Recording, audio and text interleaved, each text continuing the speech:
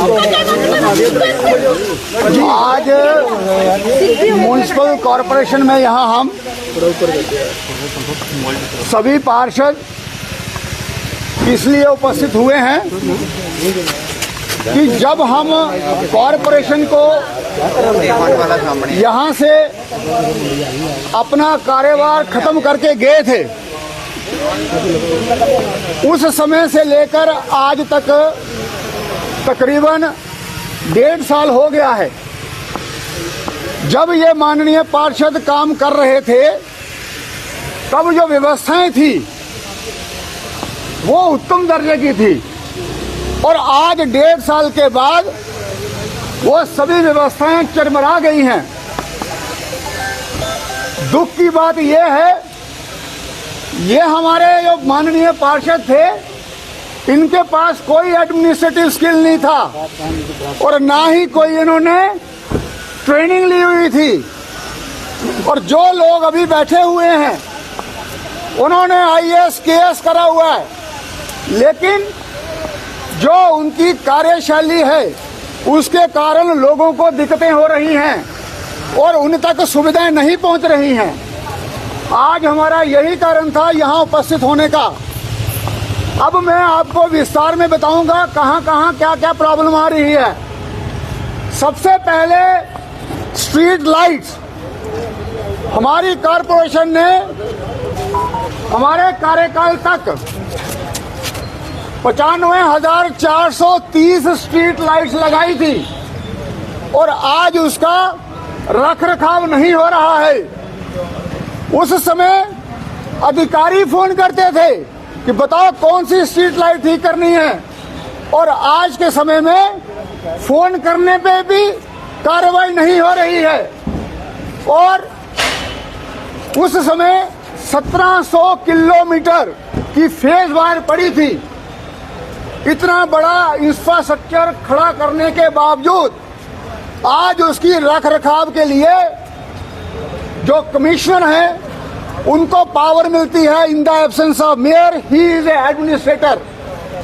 लेकिन ऐसा देखा जा रहा है, he is acting under pressure. और जो मनदीप कौर हैं एडमिनिस्ट्रेटिव सेक्रेटरी, वो एडमिनिस्ट्रेटिव सेक्रेटरी ना होते हुए एज ए कमिश्नर का काम कर रही हैं और हर डिपार्टमेंट में अपनी दखलंदाजी कर रही हैं। इसी प्रकार से पानी का मसला, ऐप पे अभी सबको पानी मिल रहा है। मुझे कोई ये बताए, ये सुनिश्चित कौन करेगा कि जिसको वो गाड़ी मिल रही है वो सही व्यक्ति को मिल रही है कि नहीं मिल रही है। पहले उसकी वेरिफिकेशन कॉर्पोरेटर करते थे, उनको मालूम होता था कि मेरा जो वार्ड है उसमें कौन सा व्यक्ति गरीब है, कौन सा व्यक्ति अमीर है।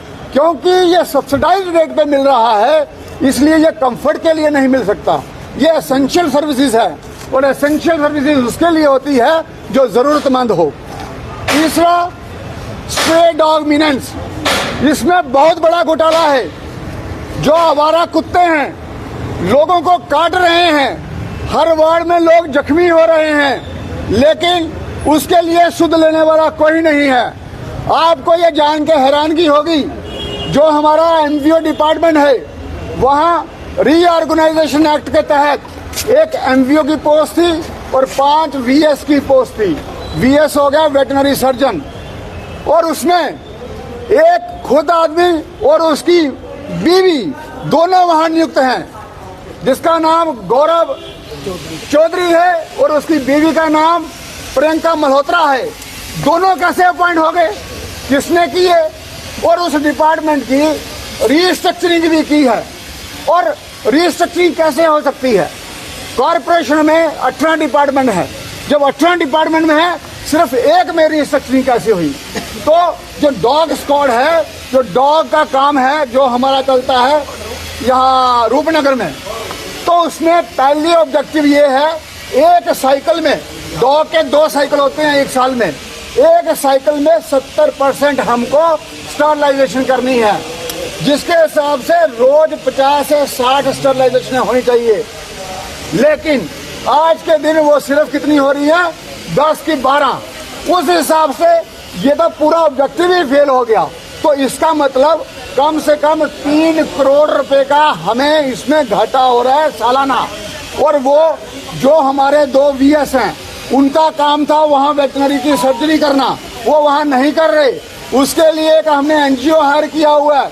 अगर हमने NGO हायर करनी थी जिसको हम 1400 रुपया दे रहे हैं, तो ये VS किस लिए हमने लगाए? अब क्या डिमांड करते हैं? डिमांड ये है कि जो अभी हमारी यहाँ एडमिनिस्ट्रेटिव सेक्रेटरी है मनदीप कौर, ये सबसे लोअर एफिशिएंसी वाली अधिकारी निकली है मेरे ध्यान से अभी तक।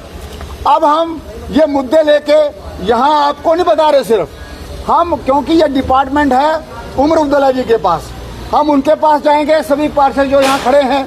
उसके बाद हम LG साहब के पास भी जाएंगे।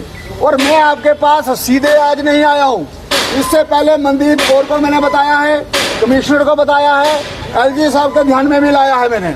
अब कार्रवाई चाहती है जनता, क्योंकि हम जनता के नुमाइंदे हैं और जनता के लिए हमें बोलना पड़ेगा, हम चुप नहीं रह सकते।